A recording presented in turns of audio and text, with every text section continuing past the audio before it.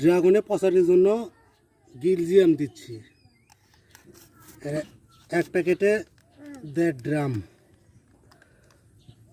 ভালো করে মিক্স করে নিতে হবে, নিয়ে ড্রামের ভেতরে দেবো।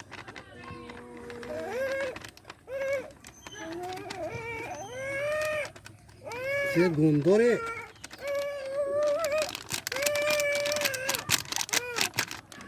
অবশ্যই ভালো করে ঘেটে নেবেন।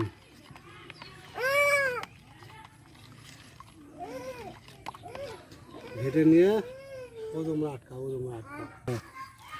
ড্রামে প্রথমে পানি নেবে, 1 গ্রাম পরিমাণ পানি নেব।